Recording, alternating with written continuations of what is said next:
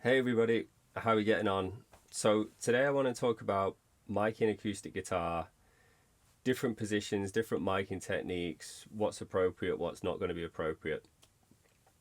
So for me, before I even think about miking the acoustic guitar, I tend to think about what context it's going to be placed in within the track. So if the acoustic guitar is something which is very much at the forefront of the track, it's going to drive the track, then I'm probably going to want to choose something which is going to make it stand out, be bold, have weight to the sound, and probably have width. So in that context, I will probably go for something like an XY technique or a spaced pair or perhaps a blonde line technique.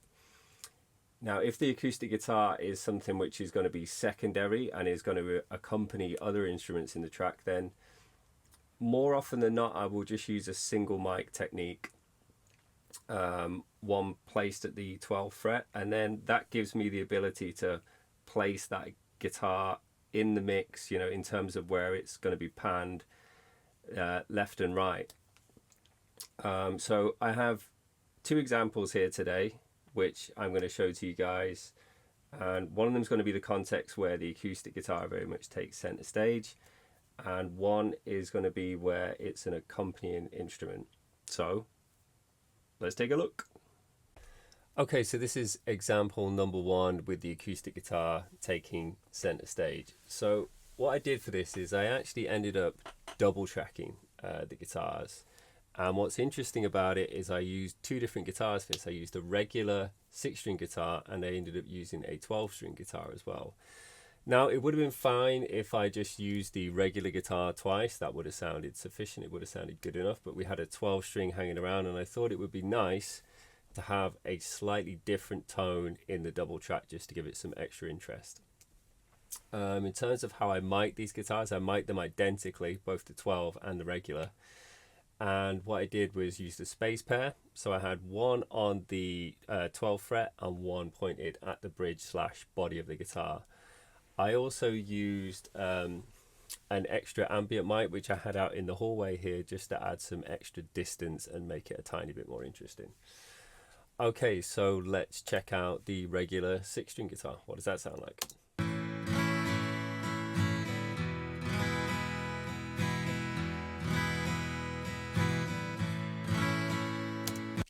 Cool. Sounds really good. Sounds interesting. So I just want to point your attention to this now. So we've got these two guitars which we tracked, and one's going to be mainly in the right, one's going to be mainly in the left. So how we did that was to drop the level of the microphone which is pointed at the bridge. So the predominant sound for it to lean over to the right is coming from the microphone which is pointed at the 12th fret. So we've done that with the 12-string guitar as well, but just in the opposite fashion, to have that microphone pointed over to the left rather than the right. Okay, so let's have a listen to the 12-string, see how that sounds like.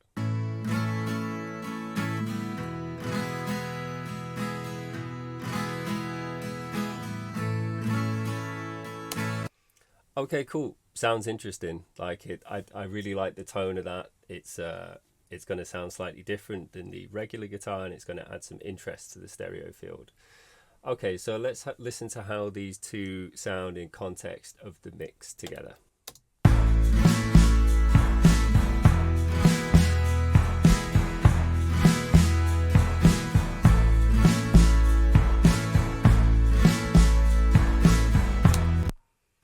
Cool. I really like that. I think it sounds really interesting. I think it sounds good, and I think it fits the remit that we wanted to have a big, bold acoustic guitar sound, which is going to fill up the stereo space and, sort of really carry the song. I feel like that we've achieved that, and that actually does that. So, okay, let's move on to example number 2 now. All right, okay, so example number 2 is what we would describe as the acoustic guitar being an accompanying instrument. So it's something that I want to sit in the mix, and I want it to just occupy a specific space. So if it's either in the right or the left of the stereo, I don't want it to kind of overtake anything. I don't want it to step on any other instruments. So quite often in that context, I'll just use a single mic and I'll point it at the 12th fret, and then that will give me a balanced enough tone of the guitar, you know, enough kind of low end of the guitar, enough detail of it, so then I can kind of successfully place it there. In the context of this song, there's 3 electric guitars, there's a mandolin, there's a bass, there's a full drum kit that's going. So really that's all that's going to be needed in this context, is just single mic, so then I can pan it off. So in this particular case, it's panned off to the right at 75%. So okay, let's listen to it in solo first, just to kind of get a grasp of what it sounds like.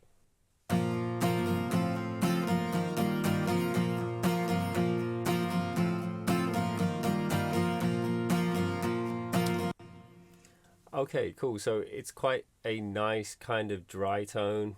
There's not loads to it. It doesn't sound super nice and bright or anything, or too flattering on its own, but in the context of the mix, I feel it you know, it really does work and it sits nicely. So let's have a listen in the context of the mix.